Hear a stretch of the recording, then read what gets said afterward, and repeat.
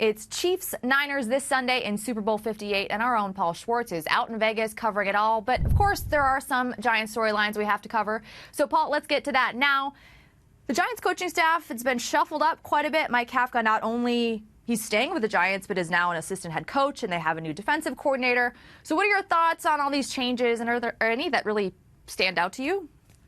Well, hi, EmmaKate. I remember last year at the Super Bowl, this was the day that Brian Daboll was named Coach of the Year. There weren't really many staff changes at all. That's what happens when you win, right?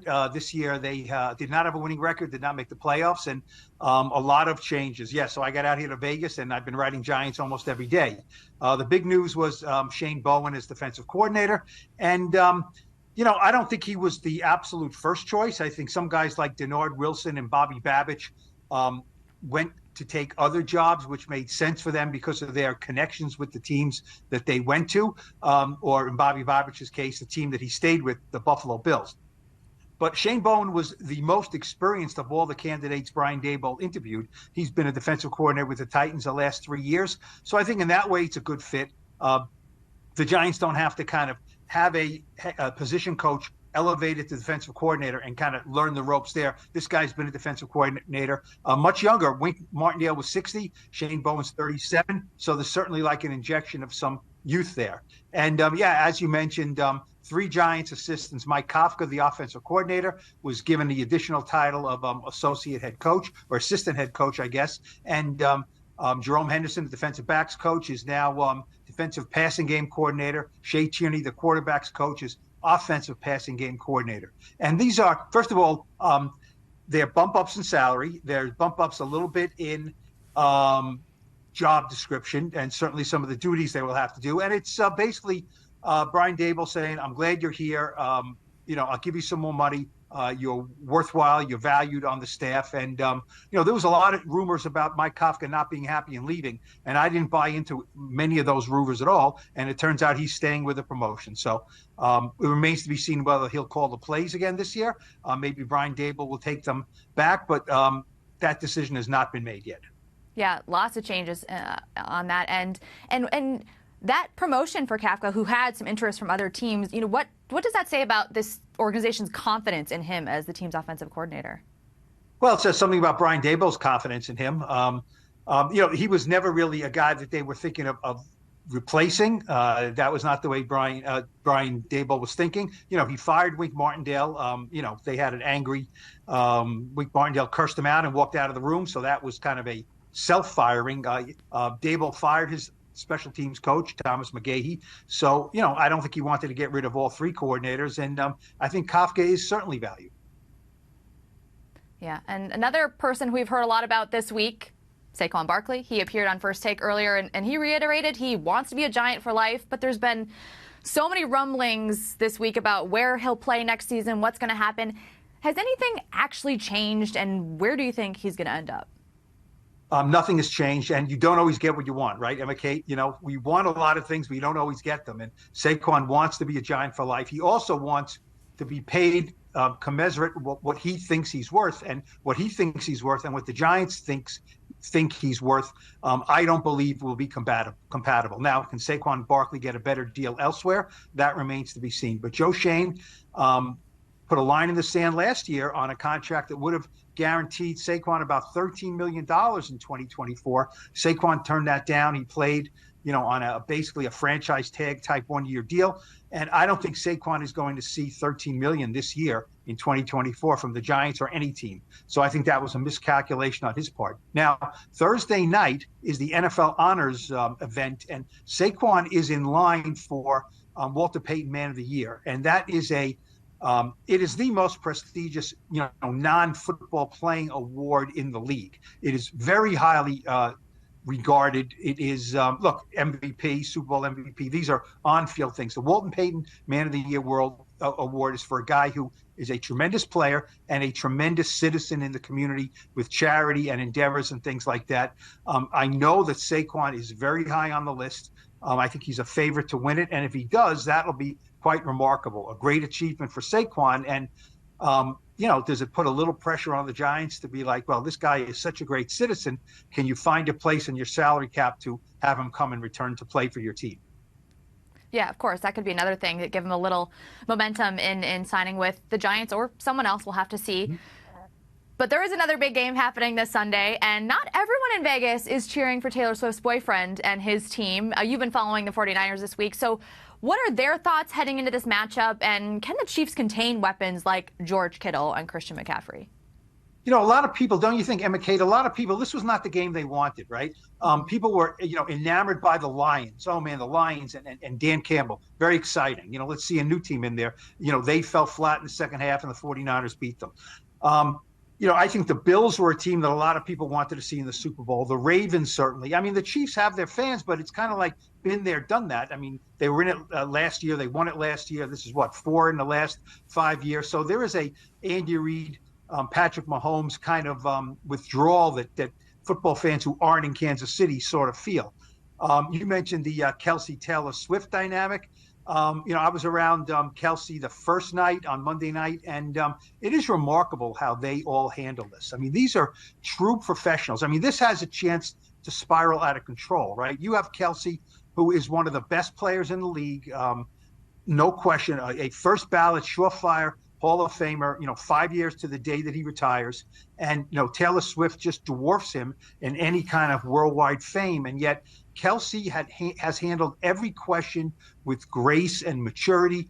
Look, the Super Bowl is a cluster, in a lot of ways, right, with the media, and asking a lot of questions that have nothing to do with football to guys who aren't Taylor Swift's boyfriend. And the fact that you add that layer to it, Kelsey is really, really remarkable in the way he cheers for her success, says it is not a distraction, and that there's been no jealousy. You don't hear anything from the Chiefs' wives, right?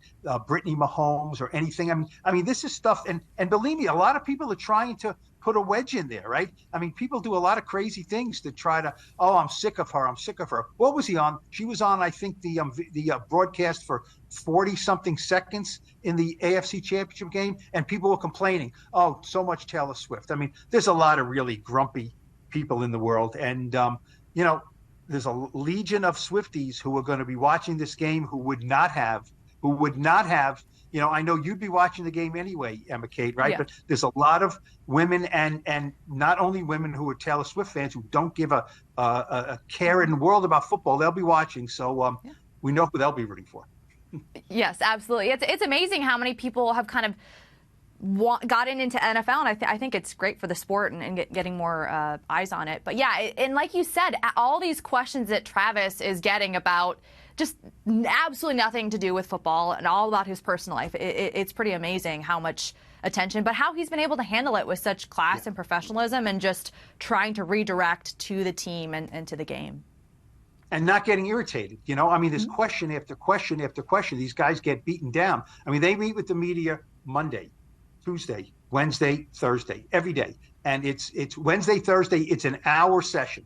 Okay. And, Travis Kelce is not going to be off on the side. He's going to get a podium. He's going to get a riser where everyone's going to be around him. And, there'll be certainly questions about football, but a lot about his girlfriend. And, I think I've been around the 49ers a little more this week. They handled it very well. Most of these guys, well, not most of them, but a lot of them have played in the Super Bowl before. They thought they would get here last year, right? Brock Purdy hurts his elbow, and they can't throw the ball and can't score. And the Eagles, run over them in the second half in the NFC title game. I think the 49ers are a more sound team. Man 1 to 53, or counting their 22 starters. I think they're just a little better, but. The Chiefs have Patrick Mahomes. They just have Patrick Mahomes, and he's the best player on the planet, and he finds a way to win. I did not think the Chiefs would beat the Bills in Buffalo, and I did not think the Chiefs would beat the Ravens in Baltimore. I thought those two home teams were the better teams, and Mahomes found a way. So it's hard to pick against him, isn't it? It really is. It is, and and these are two teams. Forget the fatigue or whatever. These are some of the best players we have, and it is amazing to watch them, regardless of if they've done it before. But like you said, Patrick Mahomes, that's the one who he makes it happen no matter what happens. So I think it's going to be a good game. You know, we have so many talented players. In one tight end, Travis Kelce, but also George Kittle, who's been playing really well, and you wrote about him. So it's going to be. I think it should be an exciting one on Sunday, but I guess we'll see. You know, these Super Bowls. I started my career many years ago, and the Super Bowls largely were duds. Right, there were a lot of one-sided games. One team was just dominant of the other, and you know, there's very rarely a Super Bowl dud nowadays. Really, there's close games, there's mayhem, there's crazy plays that happen. You know, last year was an all-timer, just crazy plays all over the place. But you know, you have Patrick Mahomes with the ball last. I am going to pick the 49ers because I think they're a better team. But I know I'm in Vegas, right? But I'm not betting a lot of my money on it. You know, you want to give me some money? I'll throw some money down in the. You know what? To go from the media staying, most of the media staying in the Luxor Hotel, which is the hotel that looks like a giant pyramid, right? Mm-hmm. You know, it's very kitschy Vegas, and the media centers in Mandalay Bay, and to get to the media hotel to the media center and the buses and everything, you have to walk through the Luxor Casino and the very large Mandalay Bay Casino, and I can tell you, there is stale air in those casinos from no windows. You don't see blatantly people smoking, but they're somewhere because it's that old cigarette-y, damp, dark smell of stale cigarettes. Fantastic. And a little faint hit of cigars. And it's gotten noticeably more busy and crowded the last day. Casino doesn't seem that crazy crowded, but you walk past the MGM Sportsbook, and there's just a lot of, it's not for the faint of heart in there. So it's Vegas is interesting. Next year it's in New Orleans. That is a crazy, great Super Bowl venue. But it'll be interesting to see how this week progresses, and as it gets closer, how Vegas handles it. Vegas is crazy at quiet times. So, the Super Bowl everything's very close. Allegiant Stadium and the Strip are all within walking distance. So there's a lot of people in a compact area, and I'm sure they'll be very interesting to see what the money tolls will be at the end of this week. Absolutely. I can't wait to see how it all unfolds. And I know it's been a crazy week, and it's just going to continue to get crazier for you, Paul. So I really appreciate you taking the time, and we're excited to see what else you come up with over the next few days. Thanks. And if I could open the windows, if there wasn't a glare, you'd see the giant Sphinx outside my window, which sits outside the Luxor. I know there are other media members who are in the Excalibur, which looks like, the Knights of the Round Table. Yeah. So, it's all here in Vegas. What can I say? It's all here. Living the dream.